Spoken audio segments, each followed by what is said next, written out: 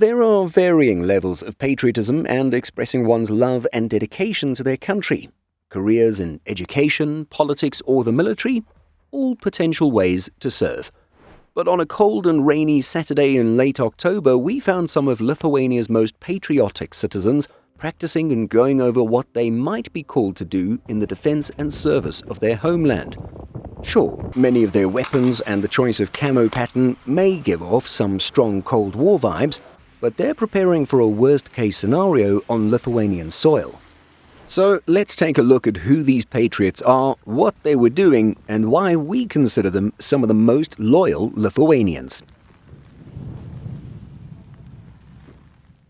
Our day was spent in the small city of Utena, located in the northeastern portion of Lithuania.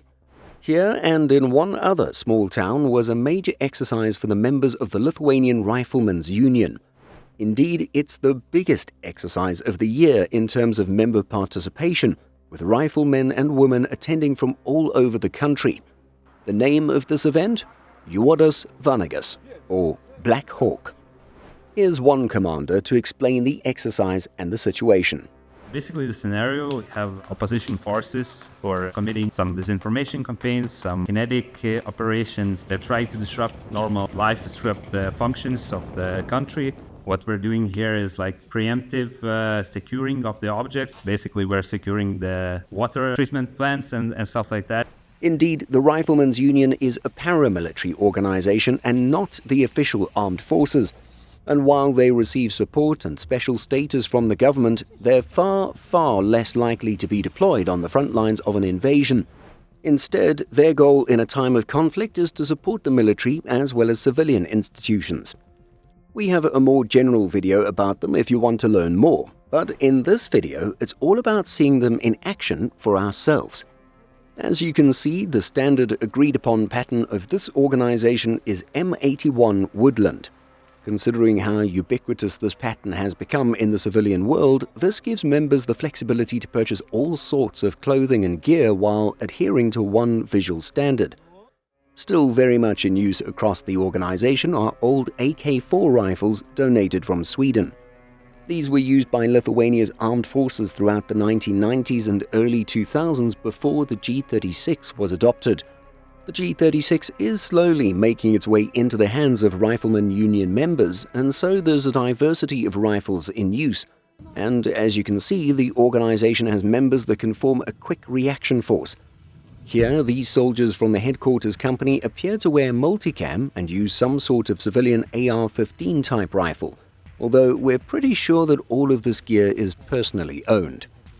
And so, on this rainy weekend in Utena, we saw members of the Riflemen's Union scattered across the city, protecting key institutions from bad actors that may be activated by the enemy to cause social instability, what some have called little green men. The work is far less quote-unquote sexy than some of the work highlighted by the professional armed forces. Sure, they carry rifles and even use heavy machine guns, but you won't see any tanks or other heavily armored vehicles used by this organization. And yet they have the potential to play a valuable role in a time of conflict or during heightened tensions, either freeing up the police and the armed forces to focus on what they do best, or supporting these organizations with additional manpower and resources. It's not a model that exists in many countries and can thus be difficult to explain if you've never had experience with a paramilitary force. Lithuania's neighbors seem to be quite interested in the concept, and while they didn't go on camera to speak with us directly, here's a Lithuanian rifleman commander relaying the interest and reaction from Polish and Latvian observers. Latvians, they are very interesting, but for them it's level quite the same because they are army structure. But for Poland, they are very disappointed about Poland. Opinion is, if so small Lithuania could do a lot, why they still are in most of the same place? They would like to go to the president administration just to find support to build something like in Lithuania. Maybe it's too early to talk about that, but one idea is that they organize meeting for our chief just to make a presentation in Poland administration, just to explain better how it's like here. Anyway, they are jealous, really. And why do we consider these men and women some of Lithuania's most patriotic citizens? Well, consider this. Participation in the Riflemen's Union is unpaid and completely voluntary. Activities such as training and exercises take place during a member's free time outside of their civilian jobs. It depends on the unit, but riflemen pay for some or even most of their own gear, such as uniforms/clothing, tactical gear, and more. Donations and crowdfunding can also be ways for this organization to acquire equipment, while they also get hand-me-down gear and weapons from the armed forces. And so there's a good deal of uncompensated sacrifice from these citizens.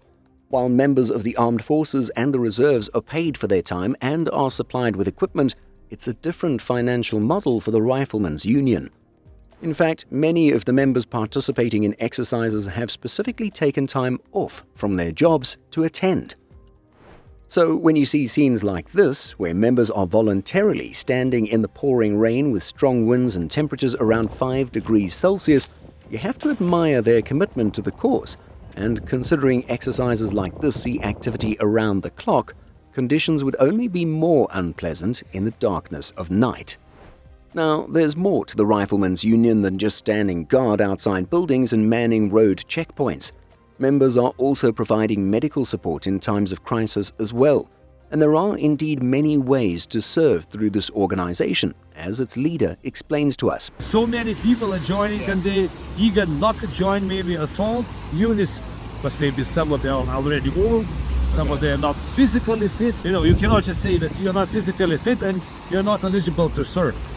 Go to the influx unit, go to CIMIC unit, go to a cyber unit, and go to the drone unit. Yes.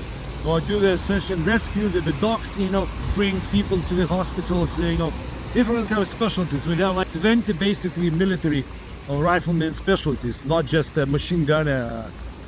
It's broader, robust. And so, while it shouldn't ever be a contest as to who is more patriotic than the other, we definitely have to consider the members of this paramilitary organization some of the most committed citizens in their country. What do you think about the role and work of this type of paramilitary organization? Let us know by leaving a comment.